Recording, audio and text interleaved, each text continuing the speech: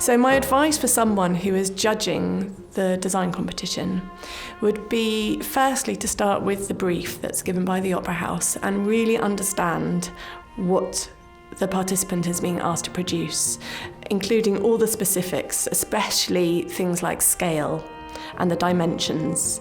That detail really matters. And I would also look very, very carefully at the piece that has been selected for that year. I would listen to the music several times and really understand what it is about.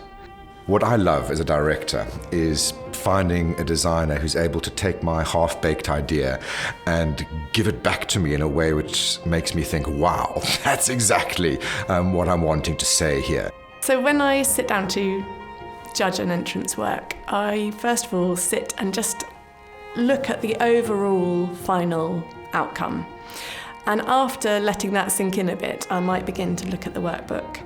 And I'll be looking to see whether they have followed the brief and chosen a director's vision and run with it. I love looking at the workbooks because it's a real insight into the participants' creative journey and how they have arrived at their final outcome. So it's hugely important to me. I put equal emphasis on that to the final outcome. And I look for a very visual diary, I suppose, one where pictorially, whether that's found images or drawing, a story of a process is given to me because I don't have any other way of knowing how that person has come up with their ideas. I like to see masses of research, but not just superficial research, but research which might go off into different tangents, where it's obvious that the participant is excited and is thirsty for different bits and pieces, a real magpie approach. And then I like to see experimentation, where the participant has several ideas, tries them out, allows them to go wrong, allows them to be hopeless, but then from that moves on and finds a different direction. For me, a shortlisted entry is going to be one that makes us stop and look at it and see things for the first time. We come and see operas and ballets over and over and over again. And the reason we do that is because every time a designer and a director and the whole creative team come together, they come together with a particular purpose in mind, why they're wanting to tell the story, what interests them about the story, what excites them about the story.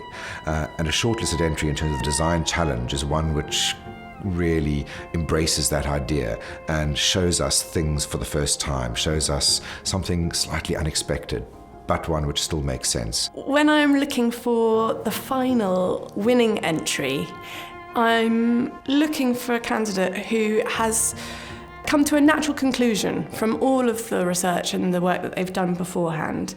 And it's come to an organic final end product. And the outcome itself, whether it's a costume or a set design or a marketing strategy, would show the entire world of the piece, one where the story can really come alive. Designers who see themselves as storytellers rather than just set painters are the designers who really stand out above the rest and create what I see as a winning entry. I think when you're faced with a room full of entries, it's important to see each piece with fresh eyes and allow the initial image to affect you in an honest way. And then it's very important that each student adheres to the same set of criteria.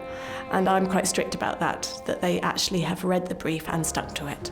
And it's also really important when you are working with students that you have taught yourself that you remain completely fair and impartial when you're considering their designs. So I've got a few tips for judges. One is for costume design, when you're judging a costume, that it's really helpful to actually touch the costume and to investigate how it's put together and make sure that it's not just held together with safety pins or whatever. And a tip for judging a set design would be to bring your eye level down to the audience's perspective and look at it from there, because it's a very different view from standing up looking down on a table. An example from the past of a design that's really stood out for me was for Sleeping Beauty. And as a director's vision, I said that I wanted people to think about Sleeping Beauty from a male perspective, because it's always a very girly kind of a story traditionally. And there was a fantastic entry of a young guy standing there with his shirt off, staring at the camera, black and white, and the byline was wakey, wakey. And I just thought it was great because it all of a sudden brought the story into a very contemporary setting. It was very much from a kind of a male perspective, and it threw a completely different angle on a story which we all know so well. That's the kind of thing which I think is really exciting to see in a design.